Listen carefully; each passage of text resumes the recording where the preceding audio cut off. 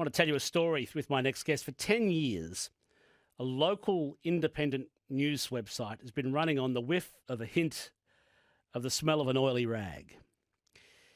Independent Australia, a news website, started out and edited by a bloke by the name of Dave Donovan. Dave, happy anniversary, or whatever it is. Thanks very much, Steve. It's great to speak to you again. It's been a while, hasn't it? It has. How has Independent Australia, which you founded and edit, but how has it made it this far on virtually no money? Well, you know what? I think in some respects the fact that we didn't have money helped us because, we didn't try to expand too quickly. I'm looking back to publications like the Global Mail, if you recall them. Yep. We just tried to develop incrementally, organically, build our tribe, and that's worked for us. Obviously, we've never got a loan. It's just been my small nest egg and my wife's that's helped IA, grow to what it is today, and it's one of Australia's most popular news publications. Can you quantify sort of how much of an audience, how many daily clicks or reads you get on Independent Australia? We can. We get about sort of 15 to 20,000 unique views a day, which, equates to, sort of somewhere between 650 to 950,000 unique views a month. Yep. So it's it's substantial, but it's a minnow in comparison to the mainstream media. Tell me about the start. I recall that you started Independent Australia for a very specific reason. You were frustrated with mainstream media, legacy media like this organisation and others. Tell me the story, Dave Donovan. Well, when I started Independent Australia, I was actually the media director of the Republican movement in Australia, and yes, I developed a bit of a frustration with the media, which seemed to be predominantly conservative, not really very sympathetic towards progressive views. And so, based on my business background, as you know, I'm a qualified accountant and former banker, I decided that there was a real niche to be had by presenting a progressive range of views on a publication. How do people write stories for your site? Because you've been able to pull some pretty decent articles together on a pretty broad range of topics. So tell me how you approach someone, or does someone approach you to write on a particular current affairs issue? Well, back in the early days, people approached us. I more or less started IA to begin with. It was just my own stories about the Republic, about various other things. I think the first story that we ever put on IA was about my time working for Rothmans, the cigarette company, about how they would send gratis cigarettes to judges and politicians and so on. They're really right. So I had a bit of a history in freelance journalism, and obviously through my contacts with the Republican movement, once I started publishing, people started sending me stories, and people like Barry Everingham and Tess Lawrence, the former Herald writer, started sending me stories, and it grew from there. It grew quite rapidly, really, from one or two hits a day for the first few days to it very soon got to be quite popular. My guest is the editor and founder of the independent news website in Australia, Independent Australia. Dave Donovan is his name. Dave Donovan, your website has broken a number of major stories and then had them pinched or simply adapted or adopted by major news organisations, I seem to recall. Tell me about them. I'm going to give you, this is your chance to brag, Dave Donovan. There's been some quite significant yarns that you've actually broken, but other media organisations have sort of picked up, run with and got the credit for. Well, the most recent one, of course, was the Barnaby Joyce story. We published the fact that Barnaby was in a relationship with a young lady, not his wife, and she was expecting a baby several months before it was eventually picked up by Shari Markson, who ended up winning a Walkley for that. A Walkley and, I think, a Kennedy Award.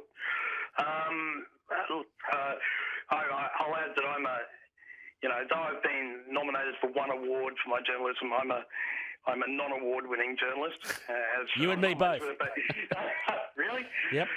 But look, one of the biggest stories that we did was by Peter Weeks, was the Kathy Jackson story. A lot of these things were obviously broken by the mainstream media. There had been hints that Kathy Jackson, before she made the allegations against, the beleaguered, former beleaguered MP Craig Thompson, who ended up getting convicted of some crimes against the HSU. Yes. That she was a far bigger crook, and we pursued that for years and years, and it took several years before people started to see that, she wasn't this line of the union movement that people like Chris Pine and Tony Abbott had said she was. And so there was that. There was also the Ashbygate matter, as it's called now, with Peter Slipper.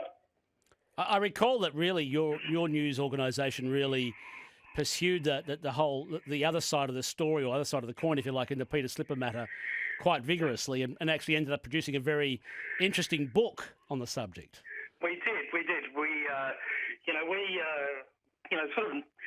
We used a novel approach to produce that book, or to produce that investigation, really. We used citizen journalists like Vince O'Grady, but we got, a private investigator who was interested, Ross Jones, who's now our investigations editor, and we, put the idea that this was a scandal, a corruption scandal that needed to be investigated. That went, I think, against the prevailing narrative of the mainstream media, who were at the time regarding Slipper as being a bit of a villain, a crook. I seem to recall the Courier Mail having a big tail with rat ears for Peter Slipper after he went over to Julie Gillard. Yes. Speaker.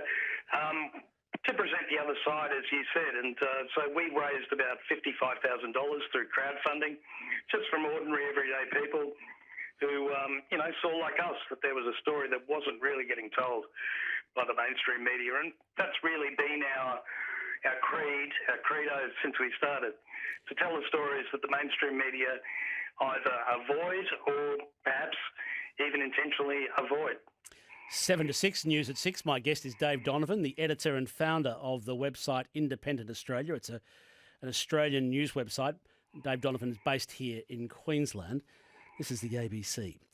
Dave Donovan, give me your take on the direction of the media, because really this is 10 years you've been doing this with very little income or advertising to your website.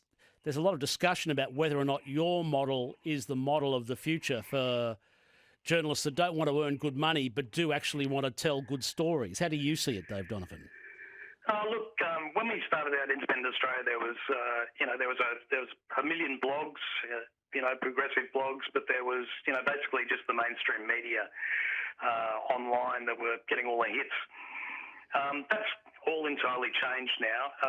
I think you can see that the mainstream media can see that online is the way to go. They're trying to cut their costs. You mentioned advertising. The amounts that are paid through Google are absolutely risible. They're in fact getting less than they were. There's been a crystallisation of news organisations in a way, but we're also in Australia seeing new ones coming in. We've got more competition from progressive news outlets like the New Daily, which is sponsored by the union movement. There's also The Guardian that's come to Australia. Obviously, there's quite a few other more conservative publications like the Daily Mail, which is quite big in Australia. Mm-hmm. I think that we'll progressively see more consolidation in the media industry, more print publications disappearing, and there's been so many that have done that in Australia just recently, and more jobs lost at major publications. News Corp have obviously been cutting their costs quite substantially, making losses, but even the ABC, with their 250 jobs that they've lost, recently. I think that, you mentioned, will our model be the one of the future? Well, we're still developing our model. It's a subscription model, but, in time, I think that it will. Basically, print will become a niche in the market. Print will become a niche, you believe, Dave Donovan? Oh, I do. And look, I'm a strong supporter of print. We've produced a print book. We have our annual magazine. But in time, I think that the prohibitive costs associated with print, the presses will make print eventually a niche market. You've chosen not to go behind a paywall. Why have you chosen the subscription model rather than a paywall model like the major, like sort of Nine, Sydney Morning Herald, Age, Brisbane Times model, or the News Corporation, the Australian Courier Mail model? Well, I think that's because if we went behind a paywall, since we're, as I said earlier, a bit of a minnow, then we'd probably disappear. Because we don't have we don't have the following of those big publications. We don't have the, if you like, the goodwill behind us to be able to go behind a paywall and expect people to pay to be able to make that work. However, we do have a small paywall. Not everybody is able to see all our stories. We just have a very select few stories that we keep behind a paywall. Our weekly editorial, which has just come out today. I've just been producing the weekly newsletter with our executive editor, Michelle Piney. We just think that everybody should be enabled to see all the stories that are on our publication. We only produce a few a day. Okay. So going behind a paywall would be counterproductive, I think. The last couple of minutes I've got left, let me give you a chance as someone who's sort of going the hard road for independent journalism. How do you see the direction of the ABC as a taxpayer-funded organisation in Australia? Well, look, the ABC has always been kind of at the mercy of the federal government. During during the Labor governments, it's been supported. During the Liberal, from the coalition governments, it's generally been attacked. Much more so in recent years. I sometimes wonder whether the ABC went down the wrong road when Menzies got rid of the television licensing scheme, which seems to have supported the BBC. That was Whitlam, I think. That was Whitlam, not Menzies. Oh, was it really? Was it Whitlam? Sorry. Yes, that's right. Yeah, well, there you go. That's maybe one of his great follies. I think maybe maybe a new business model for the ABC is required. But I will say this, Steve, that the ABC is absolutely critical to our democracy. Since the changes in the media laws over the last couple of years, there's been a consolidation in our press with Nine taking over Fairfax. And I think that it's fair to say that it has shifted to a more conservative stance, although I'm sure that many would disagree. Mm-hmm. The ABC, by presenting, as it does, unbiased news, it's not left, it's not right, it presents unbiased news. I think we need to appreciate, the ABC's charter and its code of ethics, how responsible it is. It's more essential than ever in our democracy. Dave Donovan, congratulations on surviving 10 years. I'll speak to you again. Thanks, Steve. Dave Donovan is the editor and founder of the locally produced website, although they do national, local and international news, really, Independent Australia.